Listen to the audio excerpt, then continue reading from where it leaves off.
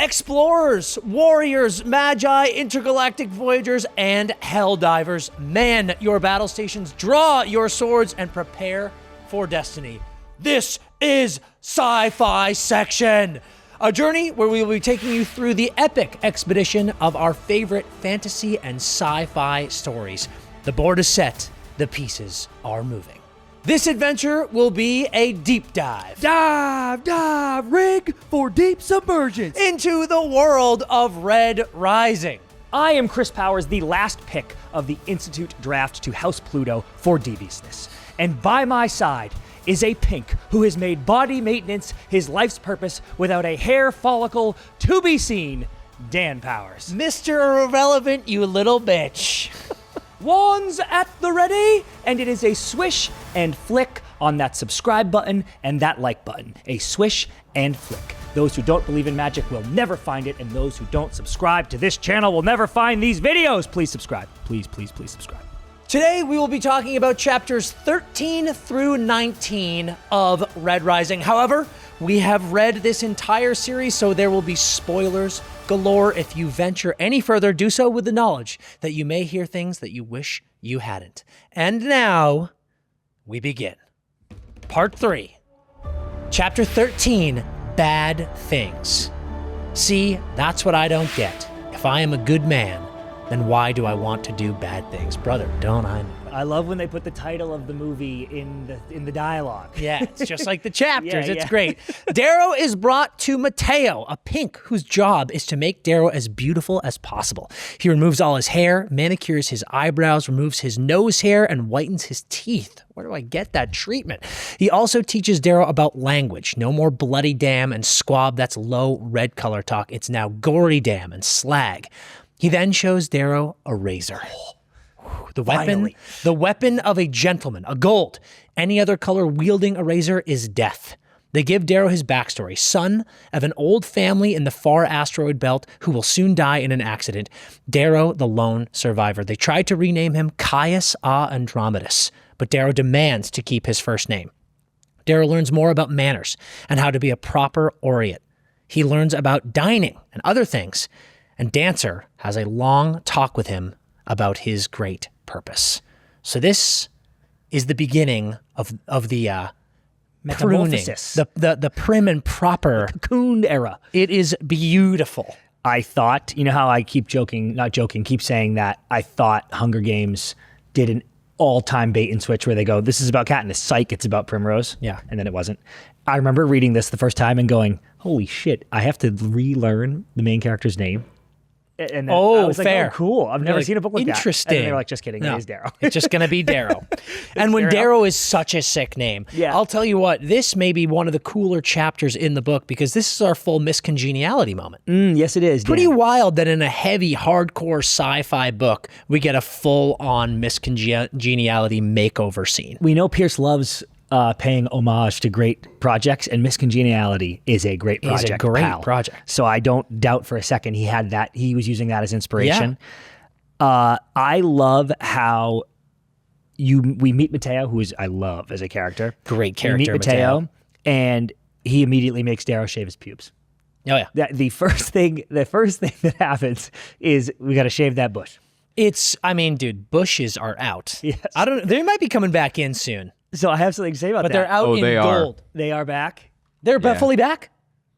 Oh, yeah. Bushes are back. Bushes are back. Well, not with the golds. So, Dan, I had the thought, too, that you'd think Mickey could have carved him into something with no hair follicles, right? Like, there's the way they describe the things that Mickey is capable of. You would think he would have gone, here's your perfect golden body that doesn't grow hair.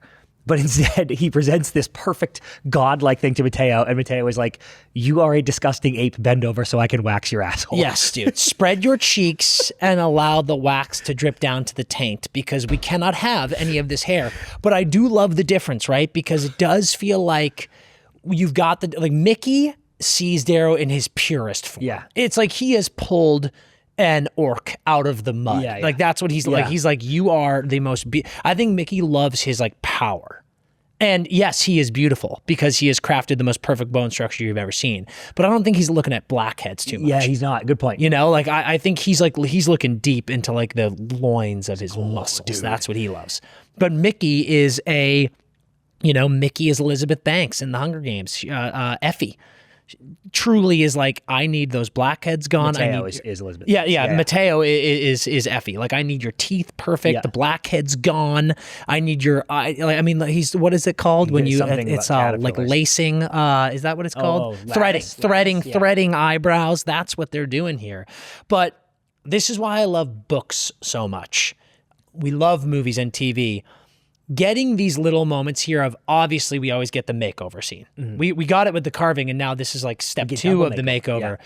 I love here the moments of learning about a razor, the moments here of learning about dining, and like you're not. I mean, in this chapter, they literally talk about you're supposed to eat 80% of your meal to show its quality, but not that you are a slave to your indulgences. That is fucking electric stuff in this book. There's 3 great introductions. Well, I guess 2 great introductions, but I flagged that one of them. I also wondered, Dan, I'll piggyback on you, the 7 different courses, 7 different silverware utensils to do that. Amazing. I wonder if that holds this whole series. I recall later, certainly not in the Institute because they're fighting for their lives, and you eat what you can, you eat what you kill. Yeah. But throughout the whole series, I just feel like they eat the meals. There isn't much reference of only 80% of that, you know. So I'll be curious on this reread to pay attention to that. Razor, got to be one of the best fantasy weapons ever. Yes. Right? It is just so electric. If you didn't follow in the previous chapter, the razor... We'll let them hear about it. They're going to hear about it. You'll hear about it. But I mean, it's like you kind of sits on your hip. It's a whip. And then with a toggle of a button turns into whatever shape blade you want it to turn into. Cut through diamond. Which is just fucking badass. It's like part lightsaber, part Indiana Jones. It's so cool, so creative. Cool. Also, as you said, our first My Good Man, which is some of my favorite fantasy slang ever. And importantly, you get the difference between bloody damn and gory damn and stuff like that. To your point earlier about the fashion, Mateo does say, I've never really caught this, but he does say that he's bicked bald from the eyebrows down. Darrow, in quote, the newest, in italics, the newest Luna fashion. And I was like, I don't buy that golds until recently were full bush. I believe that golds were bicked the whole time. No, I bet they had manicures though. I mean, we're talking grooming. I'm talking landing strips. I'm talking maybe a Joker maybe the pyramid. or a Riddler question mark. Maybe the sigil. Sure, maybe that. But I bet there was some manicuring for sure. But I mean, yeah, it's cool to see that even on Luna, fashion never stays the same, dude. Always changing. Fashion is never over. Yeah. In the same way Facebook is never over. But I wrote down this one quote, what you just said, hearing the first good man, such a great line here from Mateo. Says, if you're so eager to see red again, let your tongue slip in their presence, good man, and they'll be happy to remind you what color all men bleed. Dan, excellent quote. And I flagged this right on top of that. The nest of baby pit vipers story that Dancer tells Darrow in this chapter. Yes. Because he says, this is how I got hurt. He goes, I'm a hell diver. And Darrow goes, could have guessed that with those scars. He tells him the nest of baby pit vipers. And it's such a good one, both for Darrow to understand the stakes of what he's going into and for us. Because if you train and you fail this entrance to the Institute, we failed as the Sons of Ares, but that's it. It's just over. We didn't make it. If you train enough to get in, then fuck up, there you will die a horrible death. Oh, yeah. And that's why that was such a cool story, because this is the second time in this section that we read that these golds are described as baby pit vipers, and I really love that comment. Me too, and we're in chapter 13 here, and we are still getting lessons of Darrow's purpose drilled into him, which I really like because it doesn't slack off from the fact that Darrow is still sort of missing that. He's still letting revenge kind of consume his thoughts. He's still thinking too much about EO. And while they're doing all this stuff, the carving, how insane all that was, they still kind of feel like they need to be like, hey, dude, lock in, please. Lock in, because you are very important here. There's this quote, he says, you're of use because you're more than a weapon. When your wife died, she didn't just give you a vendetta, she gave you her dream. You're its keeper, its maker. So don't be spitting anger and hate. You're not fighting against them no matter what Harmony says. You're fighting for Eo's dream, for your family that is still alive, your people. These moments are so important to keep reminding Darrow because they do see moments where, they talk about Nero, they talk about Octavia, and he's like this, I'm just going to fucking knife them when I can. And they're like, no, buddy, this is, we're talking a 10-year journey here. You've got to stay focused. And I really like that because it's not this quick montage of, hey, Darrow, here's what's going on. See the big bright city, and this is the whole hierarchy of this whole world and the society, and you need to bring it down. Got it? And he's like, got it. Good, done. No, it's a long learning curve for him. I love it. And it highlights too the difference between Dancer and Harmony. We see that more and more as we grow. At first, it was hard to tell when we first meet them when he's digging out of his own fucking grave. In this one, you said it best. Harmony is spitting anger and hate. Yeah. Dancer can help steer Darrow towards the right way to fight. Oh yeah. And very coolly at the end of this chapter, Darrow still thinks Dancer is Ares. He says to him, he's your Ares. And I think what I liked about it is Darrow's only saying that because of the way the men and women respect Dancer and his crew. And those lessons Darrow takes to his life moving forward when he will someday lead. Watching the reverence they speak with Dancer, he expects that about himself. I thought that was very cool. Unbelievable. Chapter 14, Andromedus. Soon after you tell them everything, they will kill me, Harmony, Dancer, and they will kill your family with flesh peelers and stomp on the heads of your nieces and nephews. These are the things they don't put on the HC. These are the consequences when the rulers of planets are your enemies. Planets, boy. Amazing. Darrow begins taking dancing classes with Matteo. He learns a dance called the pole mides. He performs so well that Matteo becomes upset. He thinks there's a chance that Darrow isn't who he says he is. He might be a spy. Darrow starts to feel the weight of how intense all of this is. He watches footage of the Golds in battle and he can't believe how skilled they are. He starts to feel fear for the first time of what's to come. Dancer informs Darrow that they managed to change his name to keeping it as Darrow, which he doesn't appreciate enough. Matteo takes Darrow to the stables for riding lessons now, and Darrow admits that he thinks horses are scary. They're monsters in his eyes. So he gets on a small pony that he can barely stay on. He jumps off at one instance, and a gold girl calls him a pixie for not being able to ride. First, a little personal interaction with a gold around his age, and kind of the first time we see something that Darrow is not just scope of the world, but something he's like, I do not fuck with that. Yes. Which is very interesting. And importantly, and I'll get to more of this later in this section, but importantly, for us, something he's not that good at right away. He not only doesn't fuck with because he's kind of scared of the horses, but also it's not one of those things where he goes, these scare me. And then I got on one and I'm immediately incredible. Yeah, he goes, I'm dope This at it. is not that great. Yeah, he's like, I suck at this. Short chapter here, Dan, but a couple really punchy things. When Matteo gets mad at Darrow, I love it for two reasons. One, it's really cool and important to establish that there isn't full trust within the Sons of Ares. Darrow has that revelation where he says, oh, you don't even believe what Dancer told you. You didn't see me get carved, so you don't even trust I actually was a red from the mine. Very cool rules, very cool foundation for us as we are going to be integrated in these two worlds. Who trusts who believes what? Awesome to establish right here that we don't know because we are in Darrow's head and we don't know what's going on. And two, again, I've said this a lot, but I need to believe Darrow is gifted in the way that he moves. He can tell me Uncle Nero taught him over and over, but I need to believe that for so much of his character that's to come. And having Matteo, a pink, who is designed to move beautifully. Darrow even says later in this section, Matteo's the only person faster than him. For Matteo, who can move like he can move, to watch Darrow and be in awe, that does a lot for us, the reader, going, okay, yeah, Darrow is the black swan. Yeah, man, this chapter and it's cool. I feel like early, we get some of these spread throughout, but early we get some of these just like quick hitter chapters, which I love. It makes the pace go so great. But it's also almost like when the chapter is short and it's all about this moment of the dancing and the writing, it just sort of emphasizes like the importance of these moments. And I really love this because of that moment with this gold girl. Yep. Who is like, you pixie bitch, you can't ride a horse. That's really funny because it makes Darrow seem small. And then when he talks about watching, this is a quote I wrote down.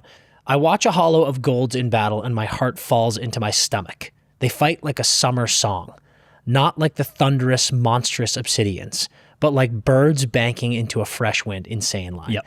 They fight in pairs, swerving, dancing, killing, ripping through a field of obsidian and gray as though they were at play with scythes, and all the bodies that fell to them were like stalks of grain that sprayed blood instead of a sallow chaff.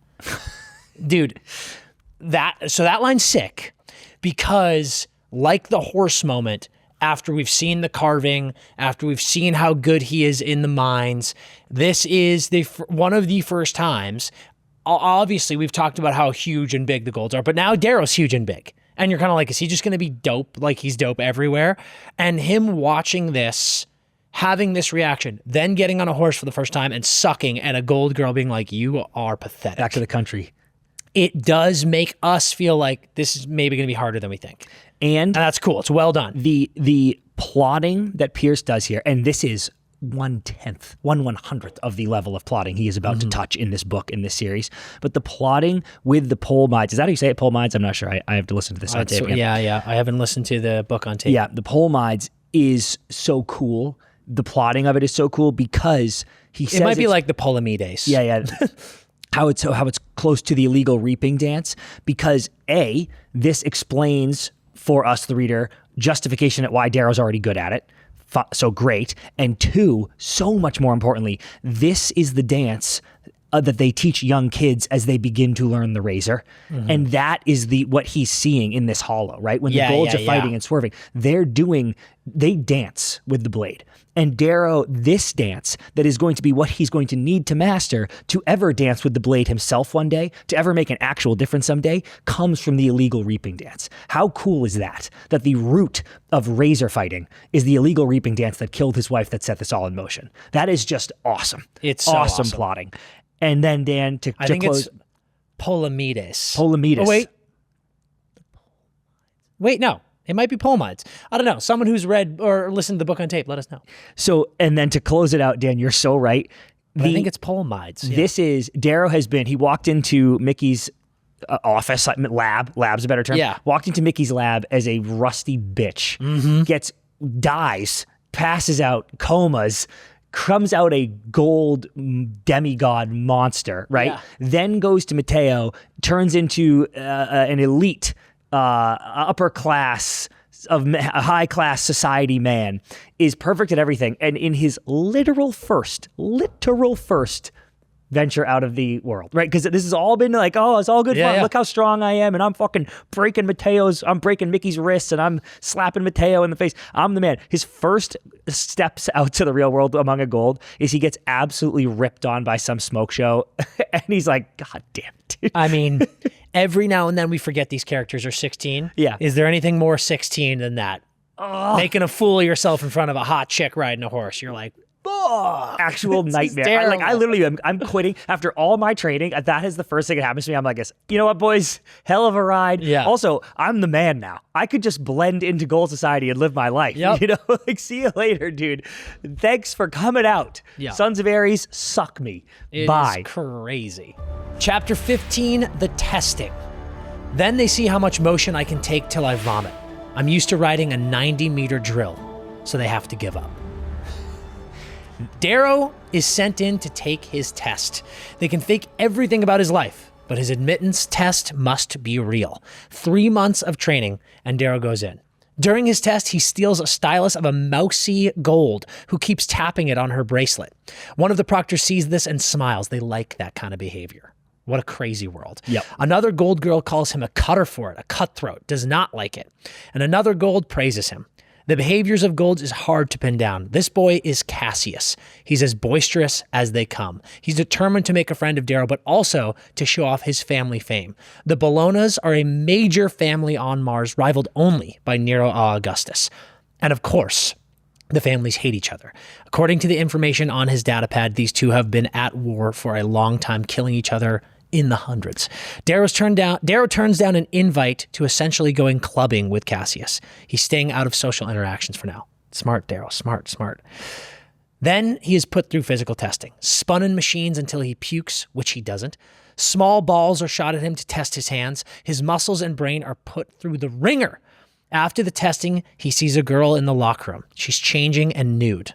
Darrow, a little bashful. Oh, yeah. She was singing the Reaping song. Very interesting. Which drew him over to see who this girl is. And it turns out it's the girl who laughed at him on the horse and called him a pixie. Upon Darrow's return, Matteo tells him of the apprenticeship he needs to achieve at the Institute. With that, he can ascend to commanding fleets. Darrow can feel his excitement, and it's contagious. This is actually one of my favorite early chapters in the book. I have a lot to say about Yes. this because I think Pierce does incredible work here. Here's my first compliment. Pierce via Darrow, you said this at the top, says, it's interesting how they can fake his entire family history, but they can't fake the admissions test. I actually really appreciate when authors call out potential plot holes, complaints readers might have, because you control the story. Control the story before the story controls you. Yeah. Don't let it control you. Because I am sitting here going, you could definitely fake the admissions test. But right here, if Darrow goes, interesting, we can't fake the admissions test, I go, okay, apparently they can't. You know what I mean? The reader, I'm going, fuck that, dude. You just made a gold. You can fake his fucking test. But if I hear the character go, you can't, I go, done. I agree with that, but I also kind of disagree with the take because when you then go and see, I'm like, how are you supposed to fake it if he's supposed to be in there? Yeah, okay. Yeah, right. Like, what are they going to do? Put a hologram I think of I someone meant in like there? his test, like, you know, the one. Sure, yeah. the written test maybe, but at the same time, like, it's all happening at the same time. They're clearly sitting there watching him do it. I guess the argument is, could you go in and literally change the results in the data screen? But like, there's going to be a physical test somewhere. So I'm like, I don't know, man. I buy it. Like, they're literally writing with a stylus. Like, this is going down. Yep. This part I really dig because, dude, for me, we get a little bit of flip-flopping on Darrow here and this happens a lot with how he views the golds. Okay, there are so many times this where is he's good, like, Dan. mentally he's talking shit about them. But then other times, which we'll get to later in this section, he's like making sure to remind himself that he's not. But like in this one, I love this quote. Darrow says, just Darrow's internal monologue. I thought I would be frightened of these people. I thought they would be little godlings. But aside from Cassius and Antonia, many are unimpressive. There are only 70 in my testing room. Some look like Cassius, but not are all beautiful. Not are all tall and imperious. And very few strike me as men and women. For all their physical stature, they are children with exaggerated senses of self-worth. They don't know hardship. Babies, pixies, and bronzelies mostly. That is like motherfucking. Yeah. That is Darrow That's being gold like, talk. but he's also just being like, man, I came in, I got carved, sure, but I thought it would come in and just be so intimidated. And all these, they're just kids. Yeah. They're a bunch of little bitches.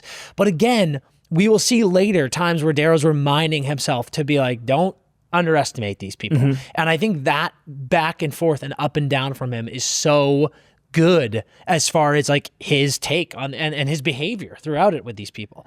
But damn, do I love testing. Yes, dude. This is, I mean, we talk a lot. Darrow's the man. And like in these sections, like this is what, like the quote you read at the top, that I read at the top, when he's spinning around in that thing and they literally dial it up as high as they can go and he doesn't puke and they're eventually like, turn it off. Like those are the moments where, you know, when Katniss shoots the apple in the boar's mouth and you're kind of like, you love the idea of these proctors being like, oh my God. Yes, Dan. It truly, it fires me up so much. So as I've said this every episode, I will say this in most episodes. Even before he starts the testing, he says dancers training him in extrapolational thinking. He does the which side of the fish has more scales thing, right? The outside. Yes. And he goes, that's how I knew to eat 2 cards. And he, again, it's a little quothy, but he's like, I'm very good at this. But it's cool because here is where the first time he mentions paradigm shifts, which, as we know, will become a pillar of Darrow's plans in the world. Identify the paradigm shifts and be the master of those. Establishing that here is really, really cool.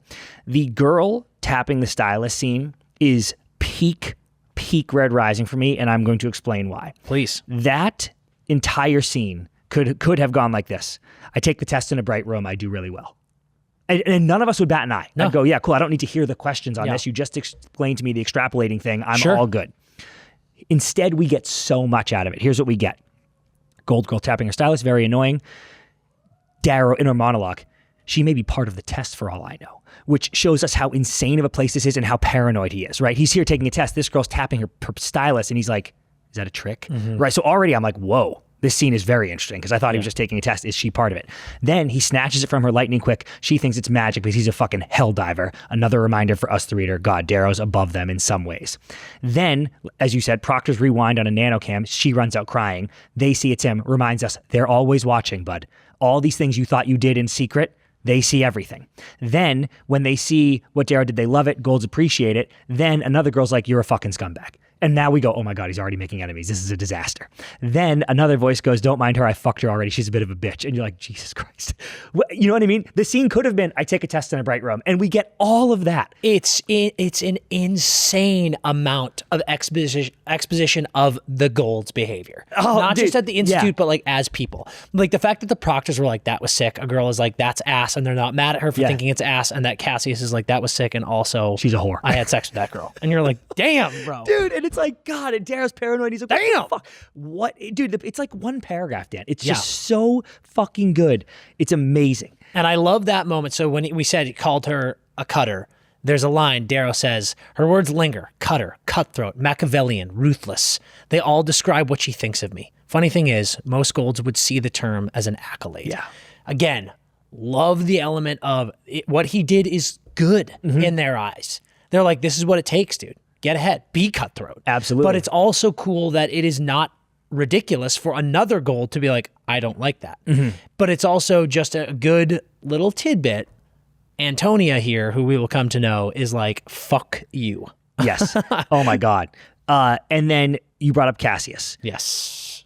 I like to, it occurred to me on this read through, Dan, that the Cassius goes, my God, your hand's like a vice. That's kind of, you have your mother's eyes for Darrow. Like everybody is like, Jesus Christ, your hand. So I love that. I really like that. Ow, my wrist. Shit. So I love a good meet cute between friends in books. Here's why I thought this one was cool. Potter goes very black and white with to start for Harry when he gets to the Wizarding World. First is I'm Ron Weasley, and they help him through the platform, and they're in this. They sit together, and Harry will take the lot, and they eat, and it's all amazing. Then you meet Malfoy, and he literally his first sentences are like, "The Weasleys are a peasant inbred family, and." They have hand-me-down robes. You'll want to go making friends with the right people. I can help you there. I think I can figure that out on my own. Thanks. Yeah, exactly. And you're like, that's okay. So Ron is his friend, and Draco is not. There is no wondering whose side we are on in that occasion, right?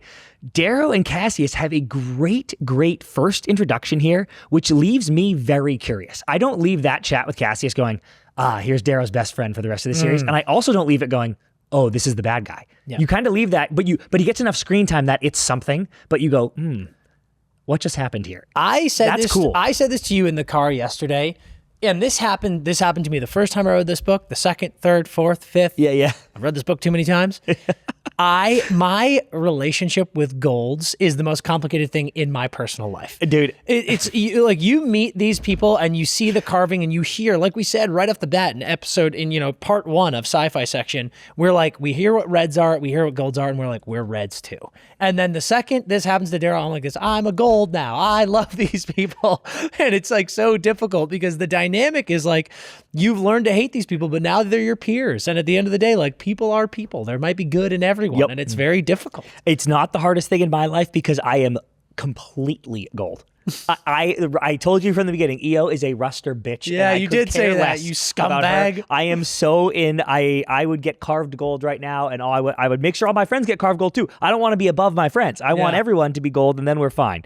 The tests, Dan, are amazing. You said this already, but just I like how Pierce gives us cool info dumps within the test of what Gold is capable of. Yeah. The point of this section is just to go, they test me, but I think it's pretty sick that Pierce goes, they pump the gravity too high. Like I'm learning along with Darrow what Gold is capable of in this section, which I think is cool. Like the tests are batshit insane. And you called out perfectly. It's like there is the paranoid element of like, is this part of the test? Is this part of, it's a lot.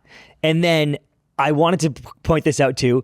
Just take a beat and you said there's 16. I hadn't even thought about that. This makes it even cooler. Just take a beat to consider 16-year-old Darrow's first 2 interactions with the horse girl. The first one is he's falling off a horse. Yeah. Which, keep in mind, is something Golds should be able to do so easily. It's essentially me tripping down the stairs. Yeah. Right. So it's like the first time I see a hot girl, I have fallen down the stairs. And the second time I see her completely naked by accident. And I'm like, hey, sorry. It's just an unbelievable run for our guy here as a 16-year-old child meeting a new person in the wild. Yeah. It's like, God, my bad. What a world we're living in. Unbelievable chapter, dude. You get so much out of it. And the testing, this, I will say this many times, I am fully torqued reading this book at many places and ready to run through brick walls. And when he is dominating these tests is one of many. Electric. Chapter 16, The Institute. We did it. Manage your temper, he reminds me, his small voice darkening. Manners, manners. Then burn their bloody damn house to the ground. Darrow is visited by members of the Board of Quality Control. They hook him up to a sort of lie detector test to see if he cheated on his exam. Darrow leans into his gold training and insults the shit out of these members, calling one copper a pennyhead. Loved that insult. 4 weeks later, he has his results. He did not cheat, and he got 1 question wrong. 1 question out of thousands. Dancer and Mateo are flabbergasted. They've done it. Darrow then prepares to leave, and he starts to say his goodbyes. Dancer, Mateo, Harmony. And there's love in this room. Yes, Dan. There's a lot of love in this room. More so than with Mickey. Yes. Which I felt unfair to Mickey, to be honest with you. Well, Mickey kind of scares him. I know. And me. He hugs Mateo as he gives a petal from the Hemathus blossom into his necklace. Beautiful moment. Even Harmony says that they're taking Evie with them to give her a better life than she would have had with Mickey. Darrow, now on the shuttle on the way to the Institute, meets Julian, a sweet Gold, eager to make a friend. He seems kind enough and not like a monster, noticeably not like a monster. Then they meet Severo, a small, kind of gross-looking Gold, full of insults and vinegar. He clowns on Julian so hard that Julian challenges him to a duel, and Severo warns them of the passage. He throws his glove at him, Dan. Literally throws a white glove at him. Shut the fuck up, Julie. They then arrive at Aegea and get to the columns of the Institute. They're greeted by Nero, that scumbag bitch. And behind him, in the stars, Darrow sees the great 6th and 5th fleets of Mars. More weaponry and a greater arsenal than Darrow could have ever imagined. Nero gives a speech about the failure of empires through the ages. Romans, Spartans, Muslim rule, even the USA. Such a cool element. Yeah. He then references Io and her pathetic attempt to be a martyr. Darrow almost snaps, but he must be bigger. Can you believe this rat fuck? Keep my wife's name out your fucking mouth. Man, it's The most perfect meme of all time. ever. And when you look at the scope of everything going on here, there must be a moment of Darrow in that instance hearing him reference Persephone and him going, are you fucking kidding me? Part of your speech? You're still thinking about Io, you piece of shit? Agree. What's wrong with you? Amazing stuff early with the lie detector, because when that scene first happens, my thought was, how in the fuck did Dancer, Mateo, and crew not think about this and not been training Darrow the whole time to beat a lie detector? Because I'm like, dude, if you're going to be so good, they're going to come ask. Yeah. We needed to prep for this. But then I actually thought it was a masterclass, because the way he beats it is because his 2 control answers are obvious lies. So it's good, because they're like, you're Gold, right? Yeah. As a control. And he's like, yes. Because the Golds can't even comprehend that it's even possible to do what they've done. Yeah. I thought that was just genius. How is he going to get away with this lie detector? That's how. Yeah. I was like, oh my God. So good. I think this is obviously, the test results scene is always amazing. Yep. It's like, again, Hunger Games when Katniss dominates, you're like, hell yeah. Here, this is domination like we have never seen. Exactly. The fact that they have a board of quality control to be like this, what happened? And he's like, cheating rat. I am a god. I'm him, dude. I am fucking him. I am him. Yeah. Is such a cool moment. I am in love with the shuttle scene here, because very interestingly, we have 2 interactions with Golds on this shuttle, both that Darrow likes for insanely different reasons. Julian is as prim and proper as they come. And he is clearly this highborn, stick up his ass type guy, but he's sweet. No, like Darrow makes a point to the reader of being like, he does not seem like a bad person. Yeah.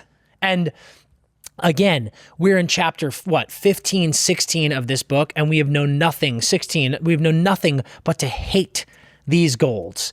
And we're already getting moments that are fucking with Darrow and being like this, he's a fucking kid, dude. And like, I look just like him now. He looks just like me. This is weird hating him. And then you get Severo, who is just a scumbag. Yep. And he's like, I like this dude too. I think it's really cool. There's the interaction between them. He says, are we bothering you? My sarcasm has a polite nip.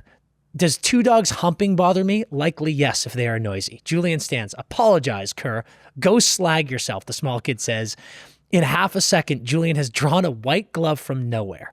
That to wipe my ass, you golden pricklick? What? You little heathen, Julian says in shock. Who raised you? Wolves, after your mother's cooch spat me out. You beast! Yeah. That is just like, again, two completely opposite goals in chapter 16. I'm like, this is awesome. And Dan, it's amazing because to go back to my previous analogy, it's the Weasley-Malfoy interaction, except Pierce flips it on his head, which he is literally the goat at. Goat. Without going, yes, here's the bad guy, here's the good guy, here's his best friend, his bad guy. It's awesome because you're right. He gives you black and white here, and then Darrow doesn't choose because Darrow's seeing ways to use both. Yeah, and it's interesting that he enters a world where, you know, befriend all you want, but you hate everyone here. He's not looking for friends. He's looking to create allies through duplicitous behavior. That's crazy. One devastating missed opportunity for me from Pierce in this section is in the previous chapter when he was talking to Cassius and they meet and he goes, how'd you fare on the test? And Darrow's kind of being like, I don't know, fucking how'd you fare, bitch? Yeah. And he's like, wasn't that? I thought it was gonna be harder. Darrow makes one comment that goes, it was actually pretty easy. Other than that one with the candle, I thought I was fine. Yeah. And Cassius is like, well, you know, blah, blah, blah, come clubbing with me. When he got every question right but one on this, I wanted it to be the candle one so bad. Yeah. I wanted them to be like, you only missed the one about the candle. The one about the candle. candle. I knew it. Dude, like that would have been so funny. Yeah. I was like, how did you know? It was one chapter ago, dude. Like, we got to hit that call. callback. That was amazing. A really important quote for me here. This was, I think, getting on the shuttle from the book. But if I think about, this is Darrow talking, but if I think about my teachers, my fathers, plural there, by the way, because he's just implying all these people that have raised him. Yeah, very cool. But if I'm thinking about my teachers, my fathers, Uncle Nero shaped me the most. He taught me to dance. He taught me how to be a man, perhaps because he knew this would be my future. And though he tried to stop me from being a helldiver, it was his lessons that kept me alive. I always go back to that quote from his dad at the very beginning, Uncle Nero's the best of my brothers. I love it when Nero gets his flowers. Yeah, me too. I mean, it's very, very nice. I really loved this part.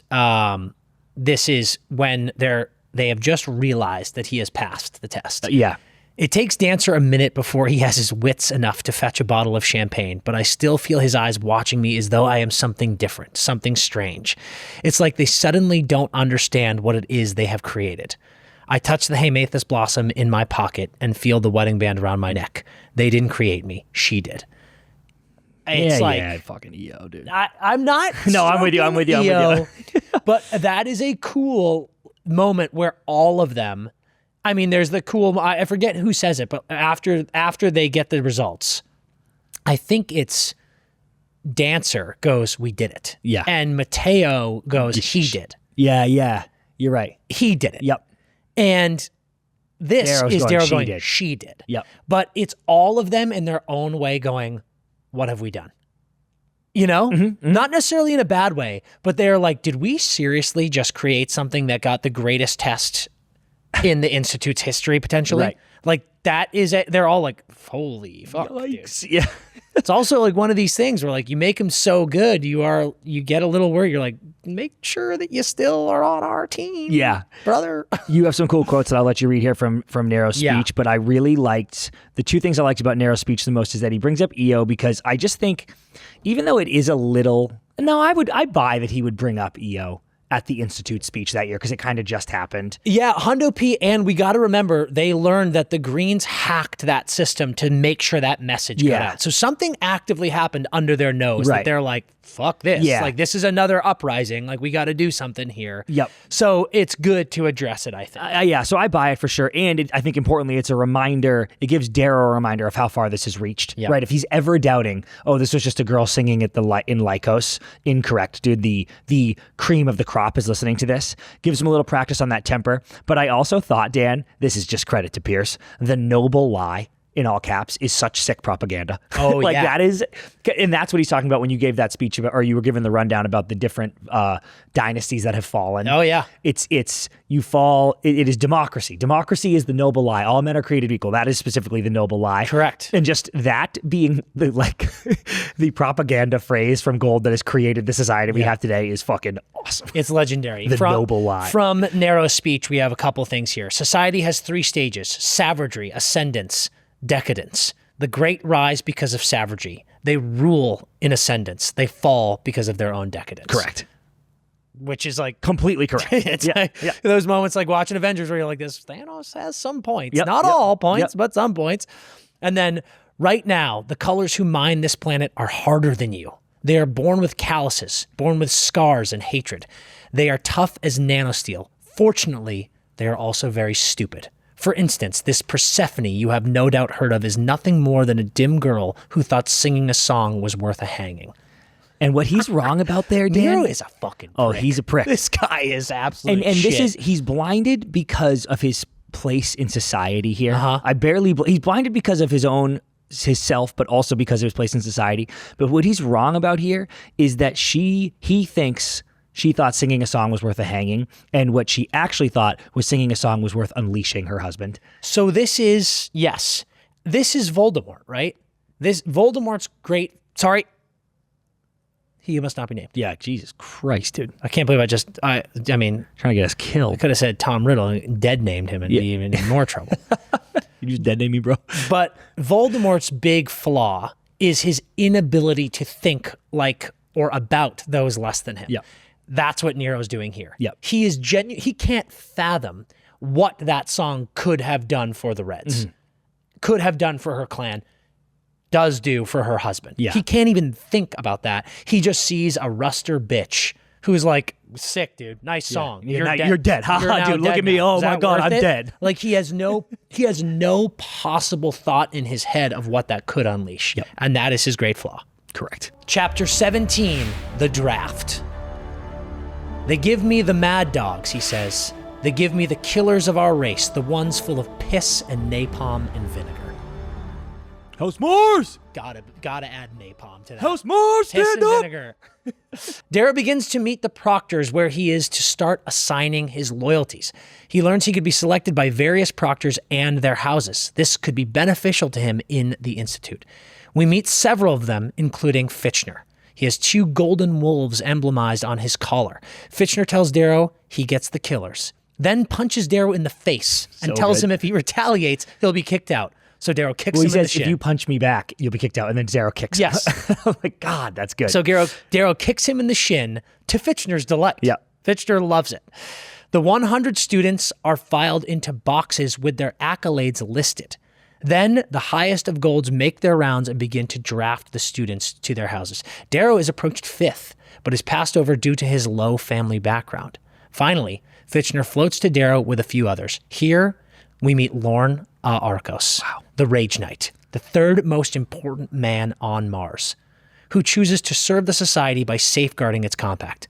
Lorne points to Darrow, and he is chosen 10th out of 1,000. Dude, okay, I'm going to save that. I have a very important question for you. But that is a great moment.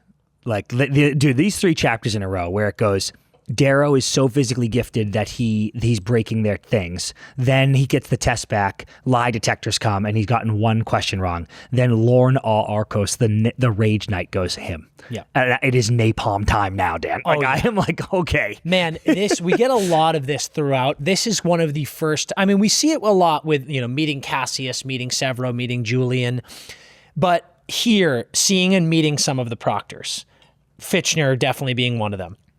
I think Suzanne Collins did such a good job in Hunger Games of showing how insane these people are. Like the people of, what is it in that District 12? That She's 12 District 1. Yeah. Is like they are fucking lunatics, dude. Because they don't know anything but the pampered life. These moments, like the way some of them behave, like Fitchner, like laughing when he kicks him in the shin, like everything's tests, and they're, even when he steals the stylus, and they're like, nice. Yeah. I'm like, you guys are fucking crazy. And I think Pierce does such a good job of dialing that up to a sadistic level.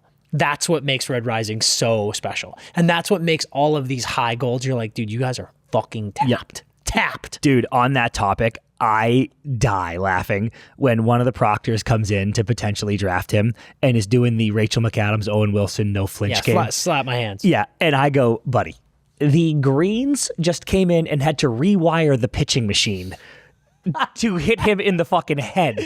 The balls were coming so fast that he was still catching them, and you want to play no flinch right now. Yeah, dude. And he's want to see it in real life. I was like, dude, what are you fucking doing? Yeah. That just kills me that he's like, I'm making an extremely important draft pick right now. Let's see if this kid flinches. Then here's my very important question for you, Dan. Jupiter gets first pick.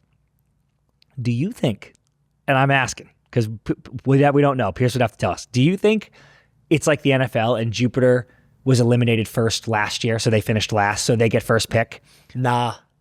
I think this shit is nuts, bro. I think this is the rich get richer. Okay, so if I know anything about golds in the society. So whoever won last year gets first pick. Correct. And then the house who got second gets next pick.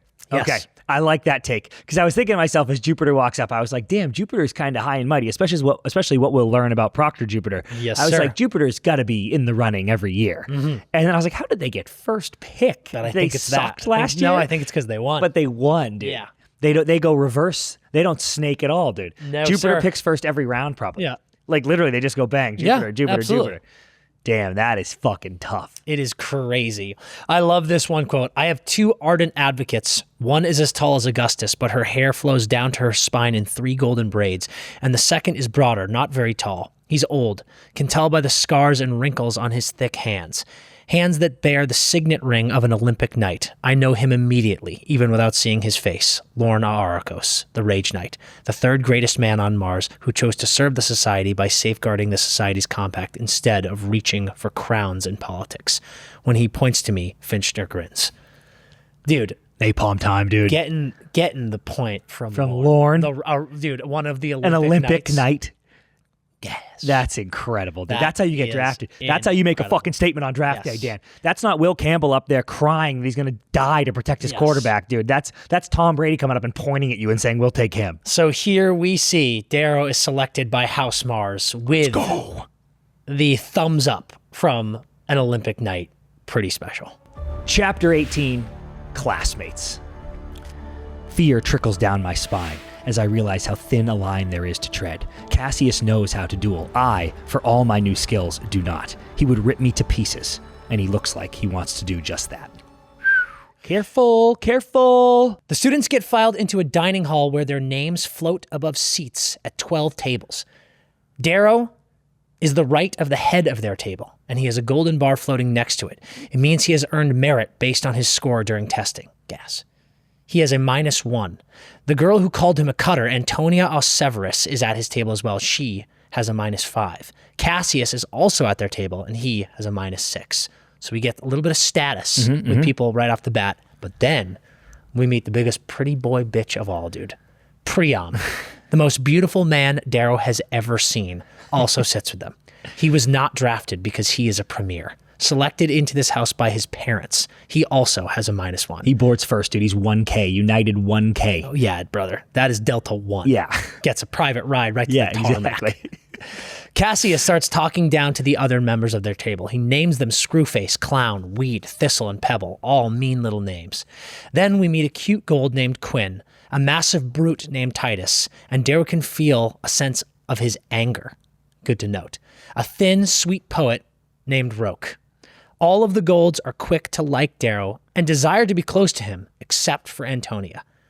Darrow sleeps in his dormitory with a full stomach after sending away a few pinks who tried to smash. Nice. This is just the first. Here we go. Yep. So there's great banter at the table here. Great banter. And this part specifically, Cassius, how did you cheat? If I had spent less time with girls and more time studying, I would have beaten you, Darrow. You studied? Oh, fucking zing, dude. such Zing. a good chirp. It's incredible. But it is very cool. I mean, Priam is immediately the biggest, like, I have never met a more proper person ever. He's disgusted. And like Priam is like, that is appalling. Yeah. And so Darrow's like, okay, like you're not supposed to insult here, dude. Not like that. Dude, it's like when Channing Tatum pounds the gay kid in 21 Jump Street. They're like, whoa, dude. Yeah. Jesus Christ. Yeah. It's abhorrent He goes, behavior. You studied, and then it's humiliating. Everyone's pissed. But dude, I go back to that moment with Uncle Neril, chapter 1, bro, when it says you're being a coward, Neril. Then from Darrow's thoughts, calling a man a coward, not a good way to get his cooperation. Shouldn't have said it. This is Darrow right there. He's so I wrote down this line in this moment, Chris. Darrow says, I expected the play to go over his head. Thought his pride would blind him to my sudden apology. The gold may be proud, but he isn't stupid. None of them are. Have to remember so that. good. And this is That's after he goes, I'm just kidding. I studied so much, dude. Yeah. And this is what I was referencing chapters ago, where he's like looking at all of them and he's like, they're fucking kids, dude. Bunch of pixies. But then this moment happens and he's like, they are not stupid. Yep. This is the back and forth where Darrow has to remind himself, like, you don't know everything, dude. Like, these people are very impressive. Stay sharp. And you're right. This chapter's just full of first day of school stuff is always awesome. Yeah. You just meet all these people and it's great. And the nicknames for the low drafts, which are going to stick. And it's just so fun. My favorite part is at the end of this chapter, as you said, they send Pinks to have an orgy with Darrow. They literally go. I mean, Darrow gets back to his dormitory. First of all, single. Yeah. You get a single room. Dude, as a frosh. That is gas. It's this beautiful room. And he's just stuffing his face with all this food. He even thinks about his family. He's like, dude, they're starving right now. But the fact that all happens also after a massage, and then a bunch of Pinks walk in and they're like this, do you want us to crack you orgy? off? Yeah. He's like, I mean, I don't know, dude. Maybe. Like in the book, it says he sends them away before temptation. He's like, get out of here. So he sends it to Cassius's room, which is hilarious. So, but what kills me, dude, is, and keep in mind, also, Cassius clapped. He was already orgying the ones that were sent to him. And then he went, dude, come on in, the water's warm. In all of these moments, like at that table, I don't love the name calling thing, but the way he talks to Antonia, like Cassius is the coolest dude dude, alive. I think. He's just like, I know where I put it. I was like, I have a line, but Cassius oozes confidence. Yes. Man, it's insane. But this is the part I just can't believe. Keep in mind, dude, just a second ago, when Julian is doing the Yorkton joke, and he goes, well, that's an important thing to note here that I didn't mention. Julian, who is at the mid-draft tables. Keep in mind, this is a high draft table. Julian comes to this table to say hi to Cassius, and we learned that they are twins. Yeah. And Darrow is like, oh, shit. Like, I was getting vibes of his family being huge. Makes sense that these two are twins. And he's like, I see it now. Yeah.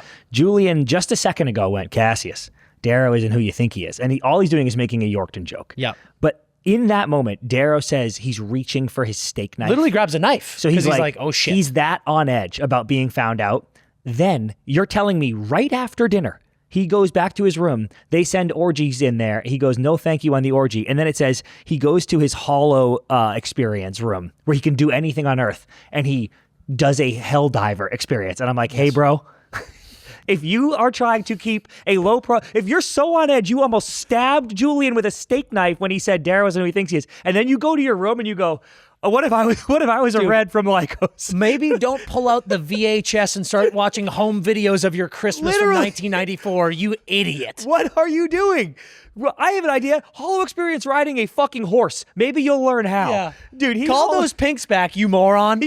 Yeah, you want to fit in? Fuck the Pinks. Bang them. He hollow dives a hell diving experience. I was like, you have got to be fucking kidding me, dude. They are watching everything. Crazy choice. Unbelievable. Truly crazy Unbelievable. choice. Chapter 19, The Passage. I might cry again. Kill each other, I finish? Yes, that's what they expect.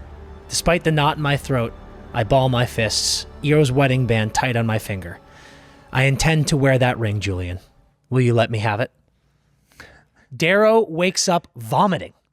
He's being beaten like a dog, and he thinks about fighting back when he assumes they found him out. But then he notices their golds. This is a test. A bag is thrown over his head. They beat him more and disorient him. He's flown somewhere for maybe hours as they try to confuse him and make him feel isolated. Darrow is tossed naked into a stone room. There, he meets Julian. Darrow knows the game. Julian does not. Fitchner arrives in the room and tosses one golden ring emblazoned with a wolf of Mars on it. There's one spot in the class. Only one comes out alive. Darrow knows Julian can't compete with him, but Julian begs. He can't have the shame in his family. Darrow makes his first move, and Julian already begins to plead. Darrow was kind in Lycos. This Darrow is not kind. He cries as he attacks.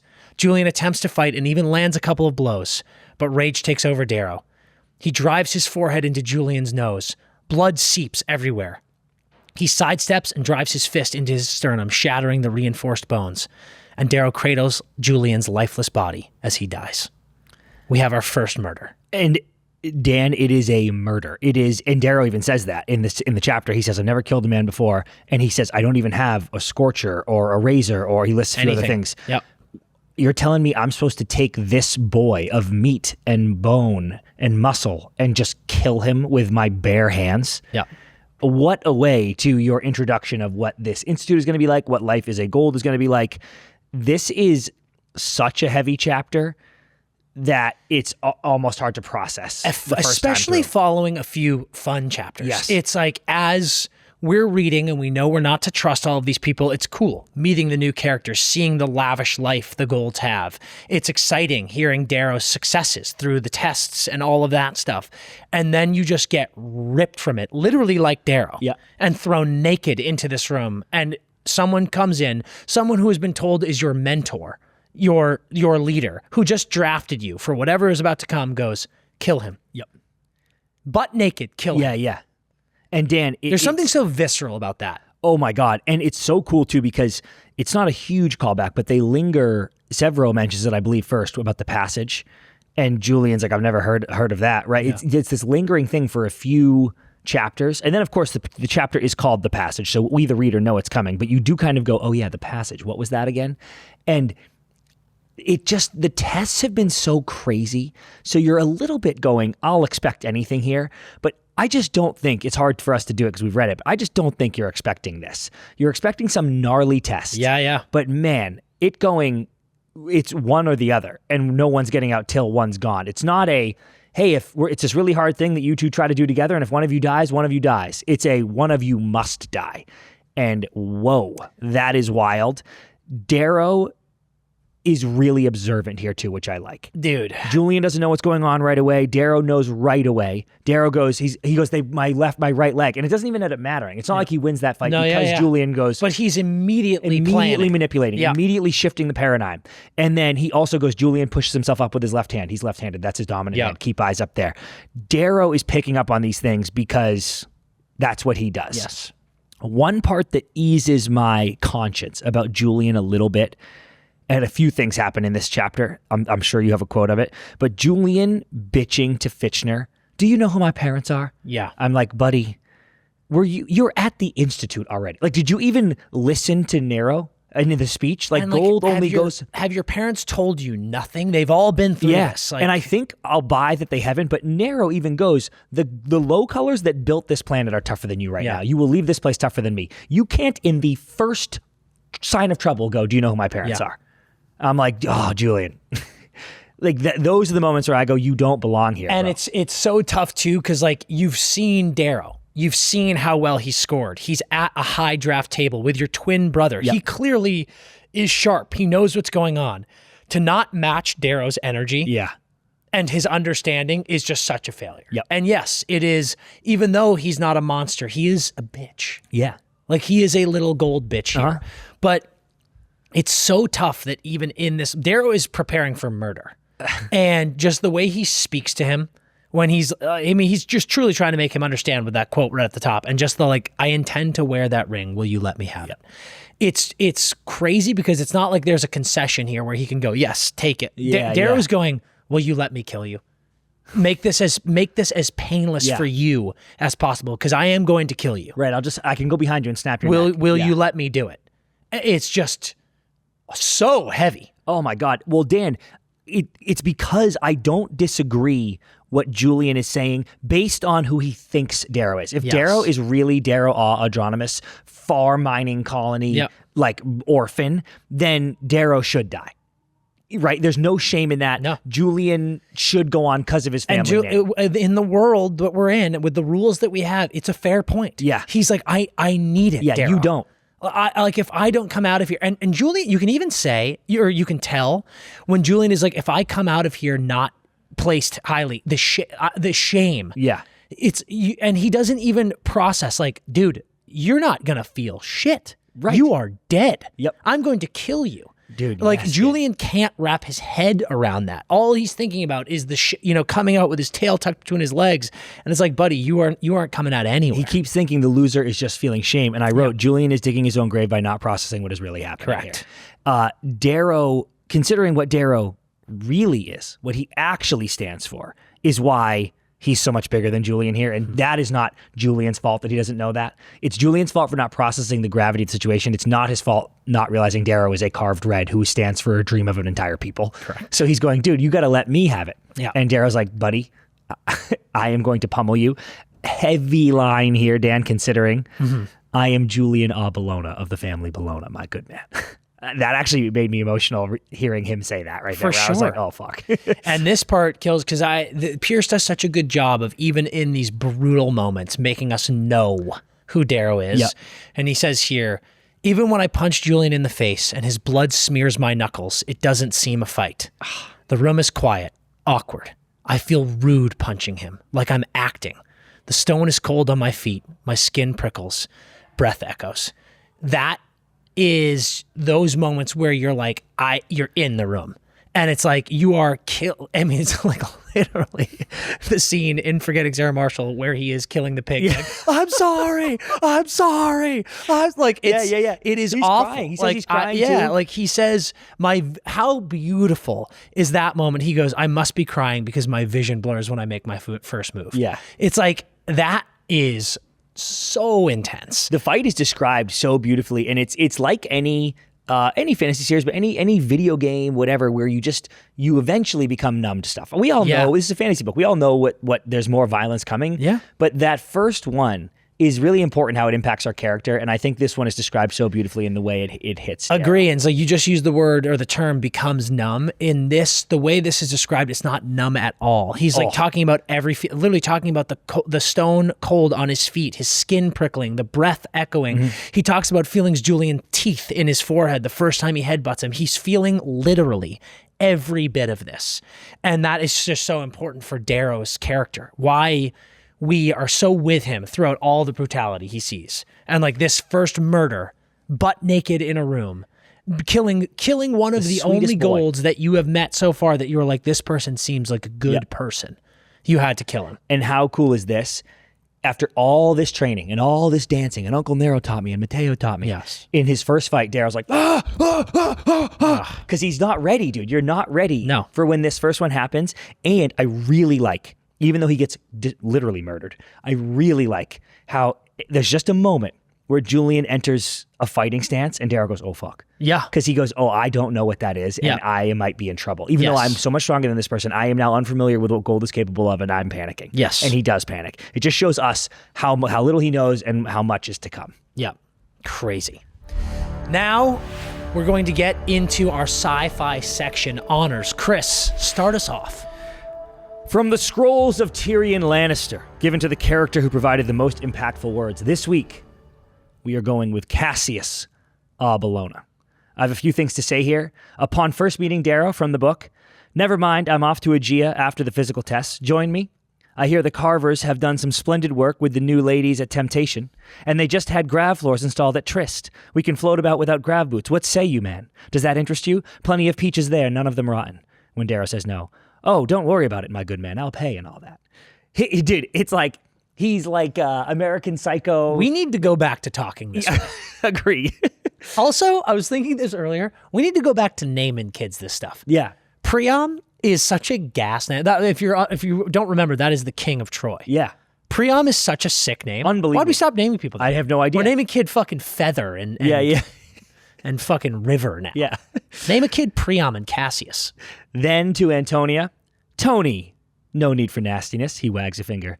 Now toss me a smile like a good dog. Dude, I'm telling you, he's the fucking man. Then he has the exchange about cheating, which we mentioned, right? Which we loved. But then this is what does it for me. This is Darrow's thoughts later. Fucking tough. This is after Julian visits the high drafts at the end of the table. Julian is proud to know me. Proud his brother knows he knows me. He looks for Cassius's approval. Cassius isn't oblivious to this either. He gently doles out a compliment, and Julian leaves the high drafts and returns to his mid-draft seat halfway down the table with a content smile and squared shoulders. I didn't think Cassius would be the kind sort. Cassius is many things, and he's very boisterous in this first section, but the way he talks is both fun and inspiring and full of confidence. And also, man, he is at a high draft table, and his twin brother is at a mid draft, and he could be a prick. Yep. But instead, he is just like, Julian, get over here, brother. You know, Heart. He's got heart. Heart, right here. Love me some Cassius banter. Yeah. Incredible. The next honor, Dobby, the house elf, given to the character who is the unsung hero providing aid behind the scenes. This one has to be Mateo. Yes. In this little band, Robin Hood's companions in Harmony, in Dancer, in Mickey and Mateo, with all of them, with Mickey, with Dancer, and Harmony, there's an element of either brokenness or arrogance. Or anger, I would say. Absolutely. Yep. I think that broken and anger definitely aids each other.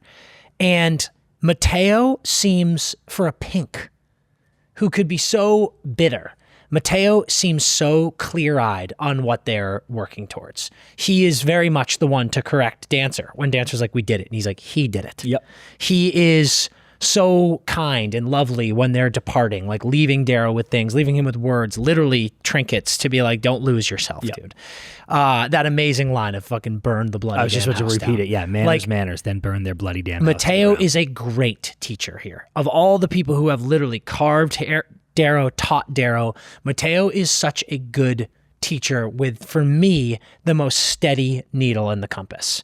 And he's not the one that you think of maybe the most in all of those people. You think of Mickey carving him, you think of Dancer and Harmony pulling him out.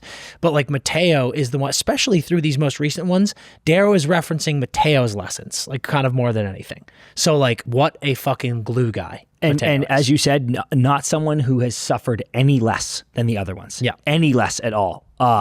What he's gone through, what pinks go through in general. And he shockingly, just the Pegasus pendant alone, but just shockingly the affection he feels for Darrow and the gifts, like the things he imparts upon Darrow as he leaves for the Institute, you almost think of all the people, he'd be last on the hierarchy. Mm-hmm. And he so quickly jumps to the top, at least in Darrow's eyes, it seems, and ours too, that he's very worthy of this honor. The next honor is the Way of the Bene Gesserit, given to the character who cannot be trusted or shows outright devious nature. Could have been all of House Pluto, every House Pluto draft pick, as is their right. We are going a little abstract on this one, and we're saying the society in general. Could have been Antonia, because as Cassius said, that one's rotten. But we're going the society for But Antonia didn't do enough. Yeah. You know. The answer is a double-edged sword for me, because the very savagery and paranoia that I'm about to criticize here is what makes them the top of the pyramid. So I get it, right? I understand why you do things the way you do. But Darrow does well in his testing, and they immediately send the Board of Quality Control to lie detector him and delay his results. I get that they want to do their due diligence, but also you dream of this as goals, right? Shouldn't you be like, thank God we found another shining star who will lead the next generation of iron golds and peerless scards. But instead they're up his ass just because they don't know his family. Yes. Failure of the society. Yes. You should trust that good could come from anywhere within gold. Nowhere else, but trust that, and they are really pissed about that he does well and he's not a big name family. Then they build an institute that picks the best of the very best of their race. Keep in mind, do not forget, you can't even get into the institute unless you pass obscene tests. Yeah, bro. So the only people they even take there are the cream of the crop, best of the best of their race, and then they kill half of them. that means people who didn't even make the Institute, who are worse stock, who are less smart, who are less physically gifted, are allowed to live. While you kill half of the best of your things. Again, I get it. It's hardening steel. It's making you peerless scars the best. But I'm like, did we need to do? I know. Did we need to do that? Chill. Decadence is coming for them, no matter whether Nero warns them or not. What they think is hardship here is a joke to Darrow. They have full bellies and warm beds. They think this is hard. He's giving speeches about how difficult this is going to be. Plus, Dancer and his team are able to fake an entire fucking backstory about Darrow. They never pick up on it. They can't even process that carving a gold is possible. They are so full of themselves. Their failure brought this upon them, the society. Finally, the sword, axe, and bow honor given to the character deemed to have earned our loyalty, belief, and trust above all. Perhaps not the last time. Yeah, probably many times. Could go to no one but Darrow. Andromedus. This fucking What kid. a section for Darrow, dude. What a section for Darrow. I mean, this section is just truly when all the nips are hard. Oh, yeah. The uterus is like a microwave and the cocks are full of blood. Yeah. Because everything he does is just so electric. I mean, Darrow in this section takes every single task that he is given and knocks it out of the park. To have survived the carving, to now get into this section where it's like, all right, dude, yeah, you're massive, you're huge now. How's that mind? Are you going to be able to learn these lessons? And he's like this. Better than you could have ever imagined. And then when he's thrown into the fire, he thinks quickly on his feet. He performs well. He literally murders someone. Yep. But he had to. Which was another test. He does passed it, that test. Yep. And he does it with his heart remaining true to who he is and to Eo's dream. This heart is where you This is where you truly live. Darrow is absolute perfection in this section.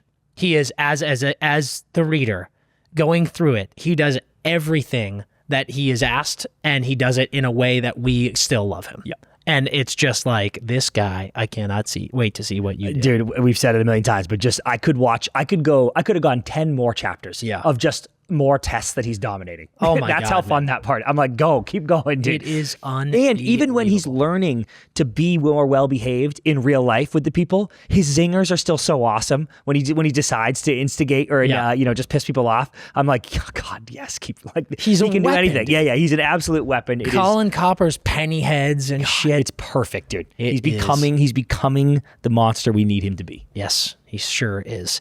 That wraps up Sci-Fi Section Red Rising Part 3.